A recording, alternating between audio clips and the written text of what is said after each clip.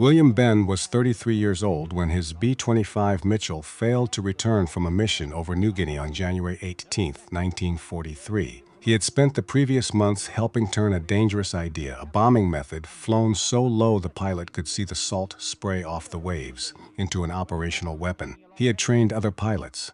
He had written the notes. He had proven it could be done. He would never see its greatest test. 44 days after Ben disappeared, American and Australian aircraft caught a Japanese convoy in the Bismarck Sea, bound for the garrison at Lae. All 8 transports were destroyed. 4 of the 8 escorting destroyers went down with them. Roughly 3,000 Japanese soldiers and sailors were killed. In Rabaul, in an assessment attributed to Vice Admiral Genichi Mikawa's command, the American victory had dealt a fatal blow to the South Pacific. Ben never read those words, but his story was only the beginning. Over the next year and a half, American airmen, submariners, and destroyer escorts would repeatedly attack the assumptions on which Japanese naval warfare depended. Not through one miracle weapon, through intelligence, improvisation, training, and decisions made at distances where one mistake meant death. January of 1943. Rabaul, New Britain. The harbor was quiet that morning. A tropical sun climbing over Simpson Harbor.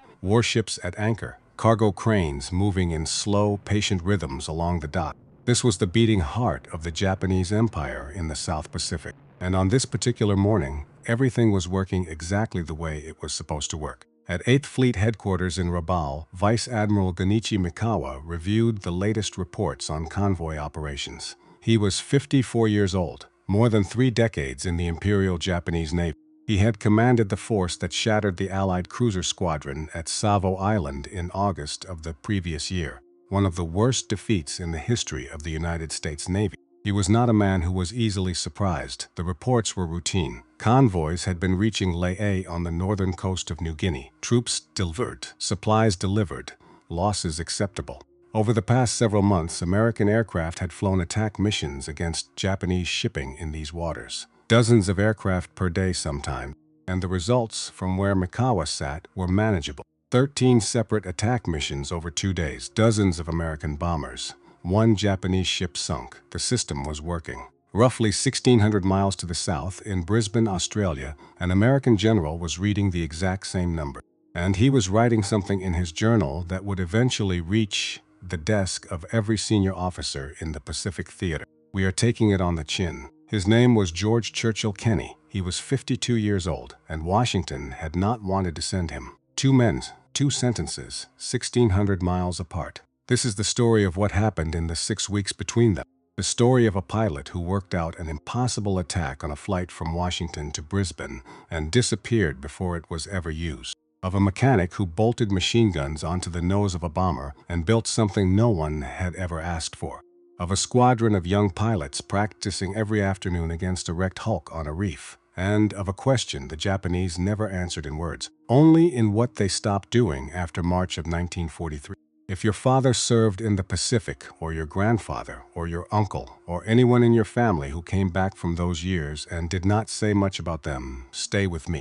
This story belongs to them too. July of 1942, Washington needed a new air commander for General Douglas MacArthur in the Southwest Pacific. It was not a job anyone wanted. Washington had already tried to give MacArthur someone else. They had offered him James Doolittle. 4 months earlier, Doolittle had led 16 Army bombers off the deck of a Navy carrier and dropped the first American bombs on Tokyo. He had come home to a Medal of Honor. He was, at that moment, the most famous aviator in America. MacArthur rejected Doolittle, reportedly considering him too flamboyant for the assignment. What MacArthur needed was not a headline. It was a man who could fix something. 2 air commanders had already been through his headquarters in the last 6 months. Both had failed. Both had been pushed out. MacArthur's patience ran short and his memory ran long. The name Washington finally settled on was one that had almost never appeared in a newspaper. He had grown up in Massachusetts. He had flown as a fighter pilot in the First World War. He was currently commanding 4th Air Force out of California. No famous raids, no front-page photographs. Kenny got the call on July 7, 1942. He packed his bag and he left. On the long flight out to Australia, Kenny sat with his aide, Major William Ben. Ben was 33 years old. He had been a staff officer in Washington. He was quiet, careful, thoughtful. The kind of man who spent his evenings working through problems on paper when other men were sleeping. Somewhere over the Pacific, sitting in the back of a transport aircraft with the engines droning steadily around them, the two men worked through an idea together. A delayed fuse bomb, released at roughly 50 feet above the water, might skip across the surface and strike a ship near the waterline. American aircraft had been attacking Japanese ships for months. Careful approaches, textbook bombing runs, high altitude, every mission by the book, and the results were close to nothing. Less than 1% of bombs dropped from 10,000 feet against moving ships were hitting their targets. Less than 1%. Kenny understood exactly what those numbers meant. A bomb dropped from 10,000 feet takes roughly 30 seconds to reach the water. In 30 seconds, a ship making 15 knots could travel more than 700 feet, far enough to turn a carefully aimed bomb into another explosion in empty water. The idea itself was not entirely new. Ben was aware the British had experimented with something similar.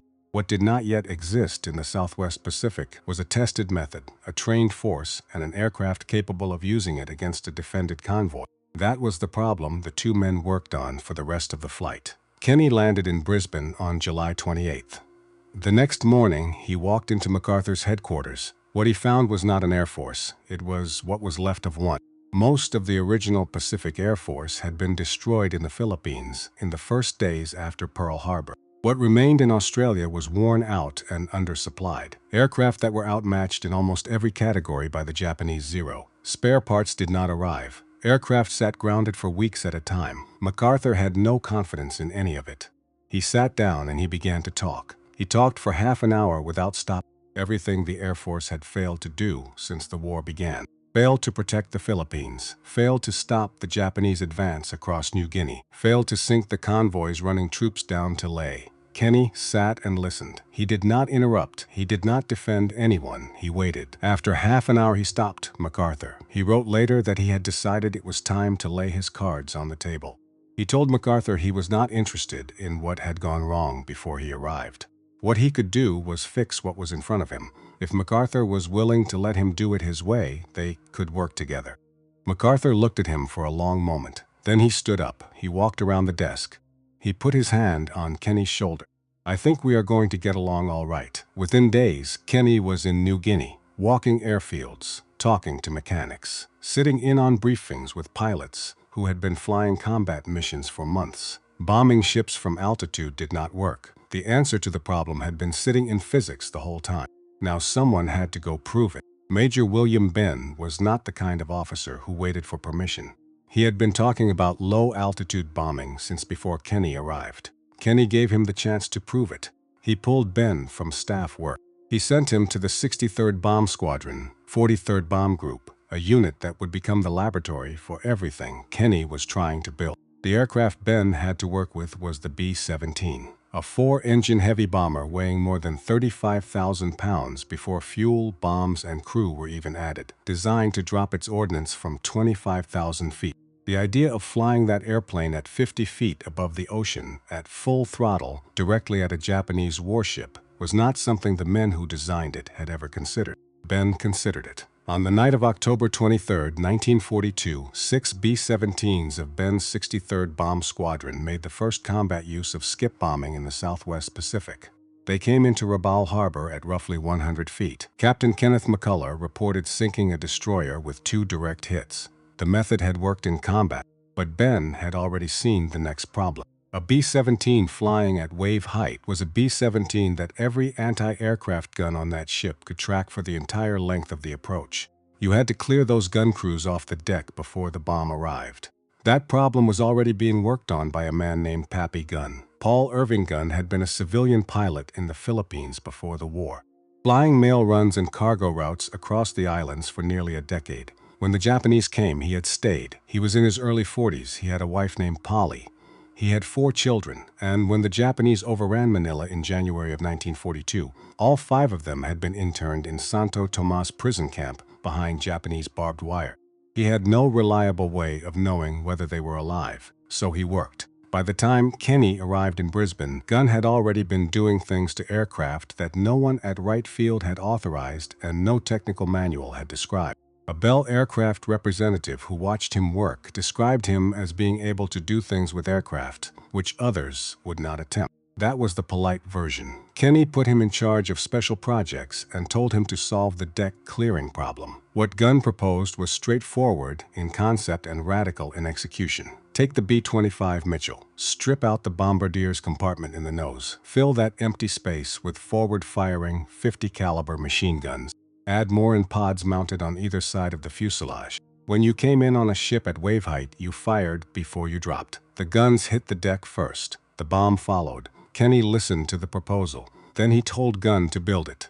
The modifications created serious problems with weight balance, vibration, and structural stress. Gunn and his mechanics solved them one by one, rivets popping from the muzzle blast, fuselage panels blowing in from the gun concussion. They fixed each one without stopping to file the paperwork. Nobody was waiting for Washington to update the manual. By January of 1943, Kenny had the pieces in place. He had a technique. He had a weapon that could use it. He had pilots out on the reef off Port Moresby every afternoon, flying practice runs against a wrecked hulk in the water, getting better with every pass. He was ready. He just needed the right convoy to come along, and he did not know yet that the man who had laid the groundwork for all of it was about to disappear. January 18, 1943, Major William Benn took off in a B-25 Mitchell on a flight over New Guinea. The aircraft never returned. He was 33 years old.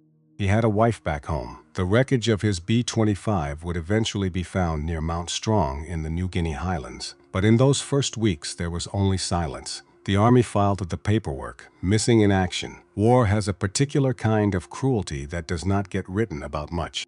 The man who works out the answer does not always live to see it used. Ben had spent months proving that this thing could work. He was gone before the idea he championed had its proper test. Kenny did not stop. There was no time. The Japanese were not waiting. Somewhere out on the reef at Port Moresby, a squadron of B-25s was still practicing every afternoon. Their commander was a young man named Ed Larner. He was 25 years old. 500 miles to the northeast, in the harbor at Rabaul, a new operation was already in motion. Imperial headquarters in Tokyo had made the decision. The garrison at Leh was running short of everything. Guadalcanal had just collapsed. The line in New Guinea had to hold, and so a new convoy was being assembled, larger than any of the ones that had come before it. 8 transport ships, 8 destroyers, approximately 7,000 soldiers from the 51st Division, rifles, artillery, ammunition, food, medicine. The convoy commander was Rear Admiral Masatomi Kimura, 51 years old, a career officer who had spent decades in the Imperial Japanese Navy. He knew these waters. He had run convoys through them before. Mikawa's staff assessed the American air threat. The Americans attacked convoys. Most of those convoys arrived. This one would have fighter aircraft rotating overhead as air cover. There was no reason to expect anything different from what had always happened. The convoy left Simpson Harbor at midnight on February 28. What Kimura did not know, what no one in Rabaul knew, was that Allied signals intelligence had already given the 5th Air Force and Royal Australian Air Force the shape of the operation. Under the direction of Group Captain Bill Gehring of the AF, a coordinated attack plan had been developed. The plan combined heavy and medium bombers at altitude, Australian Beaufighters at masthead height, Larner's modified B-25s and A-20s attacking low over the water, and P-38s providing top cover. Kenny had gone out one day to watch Larner's squadron train. He stood on the ground and looked up as they made pass after pass at the old wrecked hull. He wrote later that they did not miss, that it was pretty shooting and pretty skip bombing. He had a feeling, he said, that the enemy was going to get the surprise of their lives. The convoy sailed north through calm seas the first day. Low cloud, poor visibility, the kind of weather that had protected every convoy before this one. March 2nd, the sky cleared. Allied reconnaissance found them almost immediately. B-17s came in from altitude the way they always came in. Textbook bombing runs, high approach. 1 transport went down. 2 others took damage. Kimura filed his report to Rabaul. Losses acceptable. Still proceeding. He ordered the convoy to hold its course. He was still thinking that when March 3rd arrived. March 3rd, 1943, the Huon Gulf off the northeast coast of New Guinea. Morning. The sea was calm, the sun was climbing. Kimura's convoy was close now. Leh was a few hours ahead. Japanese fighters circled above the convoy in slow, steady patterns. The anti-aircraft crews were at their stations, every gun trained upward, the way they had always been trained. Radar picked up aircraft approaching from the southeast. The first thing the lookout saw was wrong. The aircraft were not at altitude. They were at the water. Ed Larner's squadron came in so low that the spray off the wave tops was visible from the ship's bridges, maybe 50 feet above the surface, 250 miles an hour. Moving straight toward the convoy, multiple forward-firing guns in the nose of each modified B-25 opened up. The 50 caliber rounds hit the deck of the nearest transport, sweeping across it before defensive weapons could bring their aim to bear.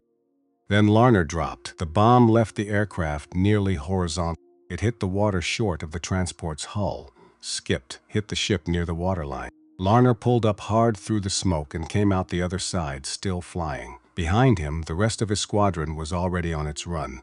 The low approach compressed the defenders' reaction time to seconds. Some weapons struggled to track targets at that angle. Bullfighter and B-25 strafing forced many gun crews to take cover.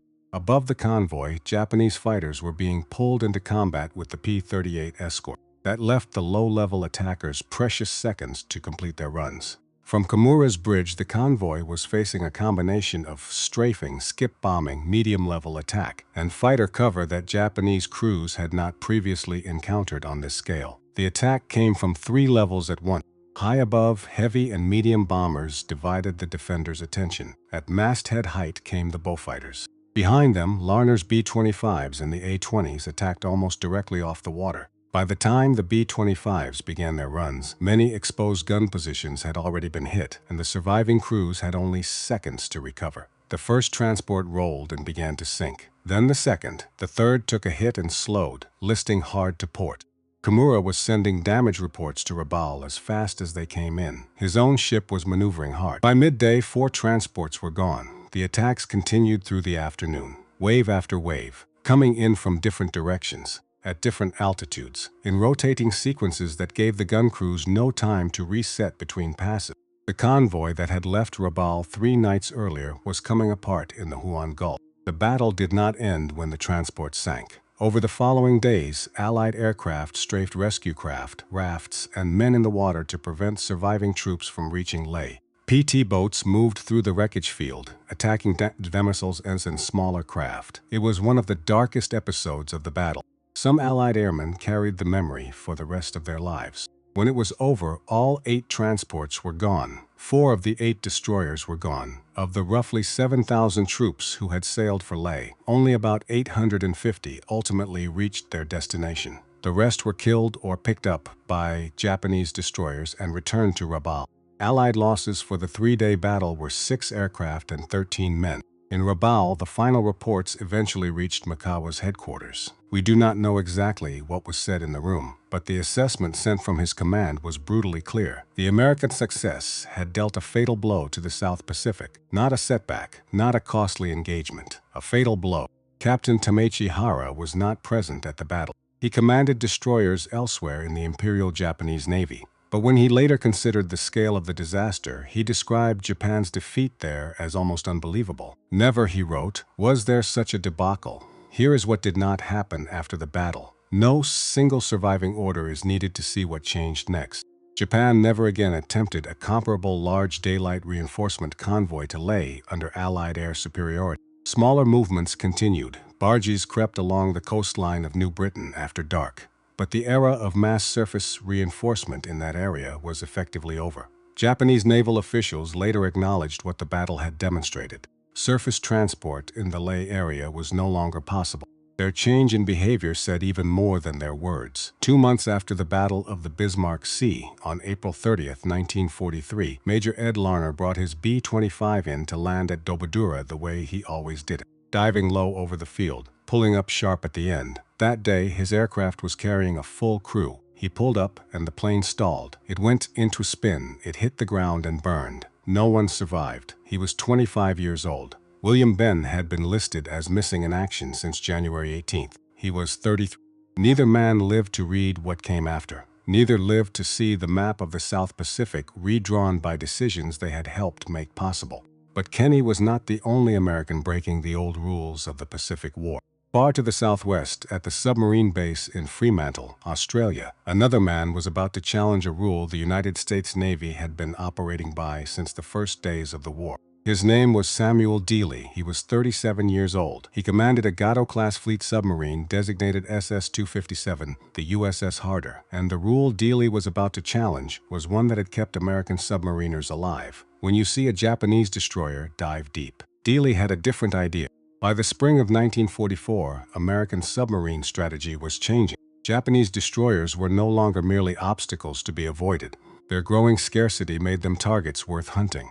Dealey asked to take Harder to the approaches of Tawi, where the Japanese fleet depended on those escorts most. The Imperial Japanese Navy at that moment was gathering its strength for what it believed would be the decisive battle of the war. Much of Japan's mobile fleet had concentrated at Tawi in the Sulu Sea, waiting to move against the American advance. Dealey was taking a single submarine into the middle of it. April 13, 1944. Roughly 200 nautical miles south of Guam, a veteran Japanese destroyer, the Ikazuchi, appeared on Harder's horizon, Fubuki class. Displacement of nearly 2,000 tons, 6 5-inch guns. Depth charges lined along her aft deck. She had been in the war since the very first shots at Pearl Harbor. Dealey held Harder at periscope depth as the destroyer closed. He did not dive. At approximately 900 yards, Dealey fired a down-the-throat shot. 4 torpedoes aimed directly into the approach of the charging destroyer. 2 struck.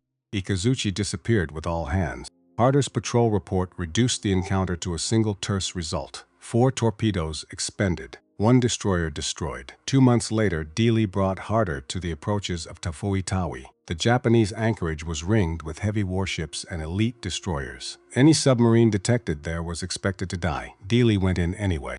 On the night of June 6th, Harder encountered a convoy escorted by destroyers. Under a rising full moon that caught on the submarine's wet hull and turned her into a glowing target, the Minazuki spotted them and charged. Dealey did not dive. He turned his boat and brought his after tubes to bear. He waited until the destroyer's silhouette filled the periscope. Then he fired. Minazuki went down that night. The following morning, Harder found another destroyer, Hayanami. She went down too, torpedoed with the loss of most of her crew. 2 days later came Tanikaze. 3 destroyers in 4 days. 3 separate encounters, each one close enough to destroy Harder if Dealey's calculations had been wrong. Dealey's willingness to attack destroyers at close range was extraordinary. It was also exposing him and every man aboard to risks that could not be sustained indefinitely. Behind the cold clinical action reports cabled back to Submarine Command, something quieter was unfolding inside the steel hull of Harder. The archives of the United States Navy still hold a report by Dealey's executive officer, Lieutenant Commander Frank Lynch. Lynch later believed Dealey had been in command too long. He recalled unmistakable signs of strain and one episode in which the captain appeared to enter a state of mild shock and could not make a decision. That testimony does not prove why Harder was lost, but it shows that men close to Dealey had begun to worry before the final patrol. When the Harder returned to Fremantle later that summer, Rear Admiral Ralph Christie advised Dealey to relinquish command. Dealey argued that, with part of the crew being rotated, he had a duty to take the new men through one final patrol. Christie agreed. After the war, some submariners believed Christie had allowed Dealey to make one patrol too many. Others saw what came next as the brutal consequence of an exceptionally dangerous mission. The records cannot tell us which was decisive. On August 5, 1944, Harder slipped her moorings and set course for the South China Sea, off the western coast of Luzon, in waters where the American submarine campaign was still writing its rules. The Wolfpack Patrol had begun with 3 American submarines under Dealey's tactical command, Harder, Hake, and Haddo. On August 21st, a larger group of American submarines shattered a Japanese convoy in Paluan Bay. Harder's own moment came afterward, when she and Haddo turned on the surviving escort ships. In a coordinated attack, Harder torpedoed the Matsuwa and Hiburi, then returned to finish the damaged escorts. By the pre-dawn hours of August 24th, Harder and Hake had rendezvoused off Dassel Bay on the western coast of Luzon. They were hunting for a crippled Japanese destroyer they did not know had already gone down hours earlier.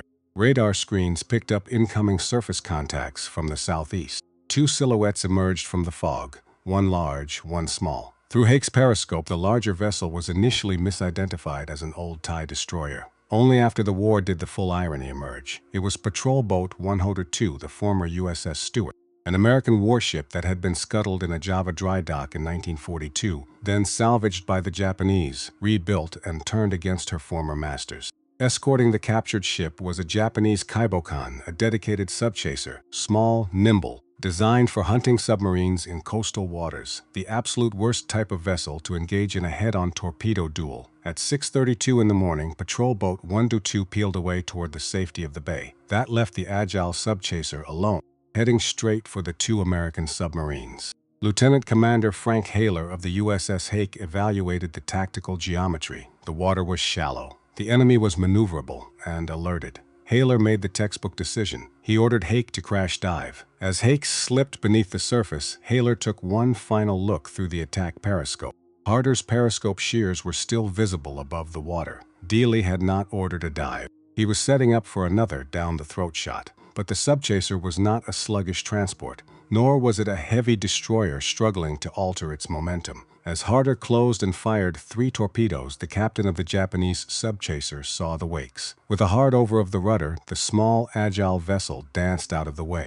All 3 torpedoes sailed harmlessly past its hull. The subchaser accelerated over Harder's position. The Japanese crew rolled a devastating pattern of heavy depth charges off their stern racks. Aboard the Hake, submerged nearby, at approximately 7:28 in the morning, the crew listened as 15 distinct depth charge explosions hammered through the water. When Hake surfaced hours later, Harder was gone. The Americans found only marker buoys. Japanese records later reported oil, cork, and wood rising to the surface after the 5th depth charge attack. Commander Haler transmitted repeated radio calls on all encrypted frequencies. No response ever came. For weeks, the High Command held on to a desperate hope. But as the silence stretched into the autumn of 1944, the USS Harder was declared overdue and presumed lost with all hands. Dealey and the other 78 men aboard were gone. The resting place of this legendary submarine remained a mystery for 8 decades. It was not until the year 2024 that the deep-sea exploration team of the Lost 52 project finally located the wreck.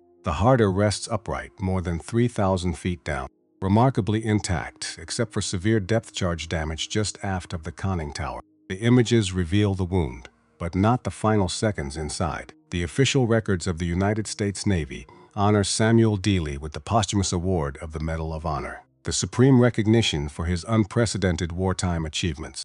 But 3 months before Harder took her final dive, another American ship had already written the 3rd and final chapter of this story. A ship built to hunt submarines, but never expected to destroy 6 of them in 12 days. Her name was the USS England, May of 1944. Following the American capture of the Marshall Islands earlier that year, Japanese High Command was forced to anticipate the next Allied thrust. Under the wider Eigo plan approved by Admiral Somu Toyoda, Vice Admiral Takagi Takao's 6th Fleet ordered 7 submarines into a fixed reconnaissance line designated NA. Their mission was to gather intelligence and to attack any American task force that appeared. It was in this sector of the Pacific that the USS England and her hunter-killer group were operating. England was a Buckley-class destroyer escort, hull number DE-635, commissioned at the end of 1943. She was part of Escort Division 40. George and Raby, her sister ships in the operation, belonged to Escort Division 39. The 3 ships operated as a hunter-killer group under the overall command of Commander Hamilton Haynes. The commanding officer of the England was Lieutenant Commander Walton Pendleton, but the man who would shape the ship's destiny in the coming days was her executive officer, Lieutenant John Williamson. Williamson had served previously in the Atlantic Theater. There he had witnessed firsthand the lethal danger posed by German U-boats. Determined that the England would never be found wanting, he had drilled the crew relentlessly. Every conceivable anti-submarine scenario was practiced until it became second nature. Sonar tracking, approach angles, depth charge patterns, and above all, the precise employment of their most advanced weapon. That weapon was the Hedgehog anti-submarine mortar, Mark 10, mounted forward of the bridge. It represented a revolutionary advance in underwater warfare. Instead of rolling depth charges off the stern that exploded at preset depths, the Hedgehog fired a spread of 24 small mortar bombs in a fixed pattern ahead of the ship. Each bomb was fitted with a contact fuse. It would explode only upon striking a solid surface, such as a submarine's hull. Widely cited wartime estimates placed conventional depth charge success at roughly 1 kill in 80 attacks, while Hedgehog attacks approached 1 in 5. When the 24 bombs arched through the air and entered the sea together, they formed a lethal pattern that looked for all the world like an angry hedgehog firing its quills. On May 13, 1944, American radio intelligence intercepted a message about the estimated arrival of Japanese submarine I-16. 5 days later, on May 18th, the hunter-killer group put to sea. The test came sooner than anyone expected. On the morning of May 19th, the 3 ships were closing on the projected track. Shortly before 1400 hours, England's sonar operator reported a strong contact dead ahead. The first attack run produced no explosions. The second also failed. The Japanese captain twisted and turned. Pendleton then turned control over to Williamson. After 4 unsuccessful approaches, England made a 5th attack. This time, Hedgehog projectiles struck home. At approximately 1435, a massive underwater explosion confirmed the kill. Debris and a spreading oil slick rose to the surface. I-16 was gone with all hands. The division pressed on. On May 22nd, radar contact was made with RO-106. George opened the attack, but England delivered the killing Hedgehog salvo. On May 23rd, Raby gained sonar contact on RO-104. Repeated Hedgehog attacks by Raby and George failed. England's first approach also missed. On the next run, Williamson aligned the ship and the projectiles struck home. By now, the pattern was unmistakable. The other ships often located the enemy first. But time after time, it was England that closed the account. May 24th brought RO-116. May 26th brought RO-108. 5 Japanese submarines destroyed before May 26th was over. England delivered the killing attack in all 5, but the record belonged to a larger system. Radio intelligence had found the hunting ground. The other escorts gained and held contact. England repeatedly closed the account. The 6th and final encounter would test every lesson the England had learned. It began in the small hours of May 30th. At 0156, the destroyer Hazelwood, escorting the escort carrier Hoggett Bay, obtained radar contact on a surfaced submarine. Hazelwood delivered a pattern of depth charges. The submarine dived. Hazelwood called for assistance. Commander Haynes dispatched George and Raby, the closest units. England and the newly joined Spangler continued their patrol. For more than a day, George and Raby struggled to hold contact as RO-105 changed depth, turned beneath thermal layers, and repeatedly broke the sonar track. RO-105 was commanded by Lieutenant Commander Junichi Inoue. Also aboard was Captain Ryonosuke Kato, commander of Submarine Division 51. By 3:10 on the morning of May 31st, the submarine was forced to surface again. George and Raby raced toward the target. RO-105 maneuvered between the 2 American escorts, keeping each ship dangerously close to the other's line of fire. For 5 critical minutes, RO-105 remained on the surface, then it submerged again. As dawn broke, the hunt entered its most punishing phase.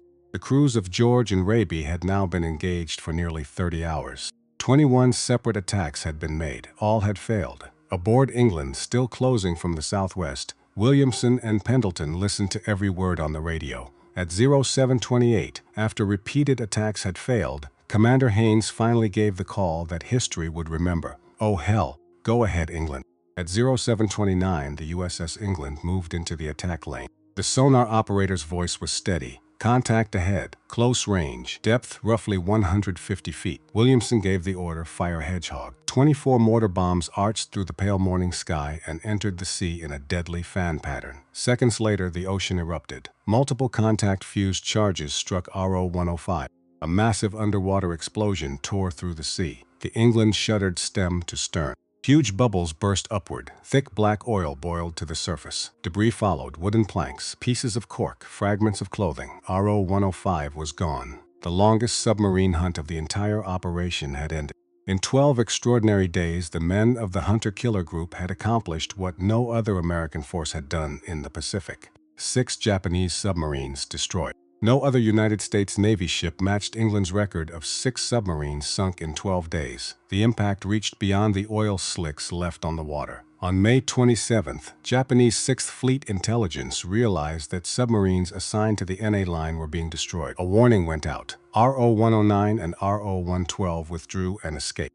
RO-105 did not. 5 of the 7 submarines assigned to the NA reconnaissance line were destroyed. Combined with England's earlier destruction of I-16, that meant the Imperial Japanese Navy had lost a critical portion of its Pacific reconnaissance capability. Post-war evidence shows that the loss of these reconnaissance submarines reduced the information available to Japanese commanders before the Marianas Campaign and helped delay Japan's reaction to the American move. The great carrier battle that followed, the Battle of the Philippine Sea, would mark another turning point in the war. Its outcome was shaped by many factors: pilot training, radar, American fighter direction, fuel, aircraft quality, and intelligence, but the destruction of the NA line was among them. So we return now to where this story began, to Rabaul, January of 1943, to Vice Admiral Genichi Mikawa, and to a report showing that the system was working. 6 weeks later, the assessment sent from Mikawa's command described what had happened as a fatal blow. He did not name Kenny. He did not describe the aircraft. He did not mention William Ben or Papy Gunn or the young men who had practiced every afternoon on a reef outside Port Moresby. He did not have to. The convoy that left Rabaul in February of 1943 was the last comparable daylight reinforcement convoy sent toward Leh under Allied air superiority. That fact said everything the assessment left out. 3 American commands, 3 challenged rules. George Kenny challenged the rule of altitude. He brought the bomb down to wave height. Samuel Dealey challenged the rule of the food chain. He turned his periscope toward Japanese destroyers instead of away from them. Walton Pendleton and John Williamson demonstrated what a modest destroyer escort, far smaller than a fleet destroyer or cruiser, could achieve with the Hedgehog, discipline training, and radio intelligence. 3 commands, 3 different answers to the same problem, and on the other side of the ocean, Japanese commanders were writing down what they had seen. Mikawa's staff called Bismarck Sea a fatal blow. Hara wrote later that never had there been such a debacle. Post-war Japanese naval officials acknowledged that surface transport in the Leh area had become impossible. Japanese 6th Fleet intelligence recognized on May 27, 1944, that submarines assigned to the NA line were being destroyed. They were all describing pieces of the same problem. The Japanese officers who fought this war were not defeated by a lack of courage. Mikawa was not a coward.